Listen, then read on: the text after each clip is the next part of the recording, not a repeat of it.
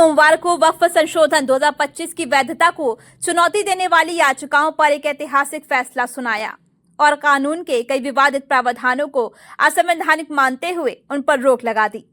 अदालत ने सबसे पहले उस धारा पर टिप्पणी की जिसमें यह कहा गया था कि वक्फ बोर्ड का सदस्य बनने के लिए कम से कम 5 साल तक इस्लाम का पालन करना अनिवार्य होगा।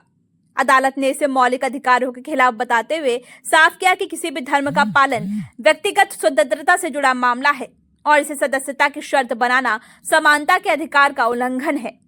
मुख्य न्यायाधीश BR गवई की अगुवाई वाली पीठ ने कहा कि जब तक इस विषय पर स्पष्ट, न्याय संगत और गैर भेदभावपूर्ण नियम नहीं बन जाते तब तक ये प्रावधान लागू नहीं किया जा सकता।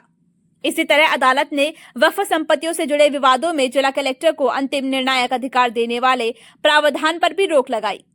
नए कानून में कलेक्टर को वक्फ संपत्तियों के स्वामित्व और प्रबंधन से जुड़े मामलों में अंतिम मध्यस्थ घोषित कर दिया गया था।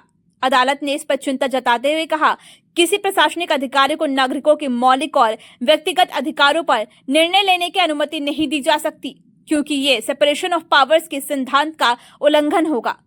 न्यायालय ने यह भी स्पष्ट किया कि जब तक किसी वक्फ विवाद पर न्यायाधिकरण द्वारा अंतिम निर्णय नहीं दिया जाता, तब तक किसी तीसरे पक्ष के अधिकार का निर्माण नहीं किया जा सकता। अदालत का मानना है कि इससे संस्थानों की धार्मिक और प्रशासनिक संरचना संतुलित बनी रहेगी। साथ ही अदालत ने उस धारा पर भी सख्त टिप्पणी की जिसमें कहा गया था कि केवल वही व्यक्ति वक्फ घोषित कर सकता है जिसने कम से कम 5 साल तक इस्लाम का पालन किया हो। कोर्ट ने इस धारा को मनमानी करार देते हुए कहा कि ये न केवल धार्मिक स्वतंत्रता का हनन है, बल्कि इससे मनमानी शक्तियों के दुरुपयोग की आशंका भी बनी रहती है। इस मामले में मुस्लिम संगठनों ने भी सुप्रीम कोर्ट का दरवाजा खटखटाया था। उनका कहना था कि संशोधित कानून के तहत जिला कलेक्टर को दी गई असीमित शक्तियों से वक्फ संपत्तियों पर नाजायज दावों में बढ़ोतरी हो सकती है और इससे वक्फ संस्थानों की स्वतंत्रता कमजोर होगी।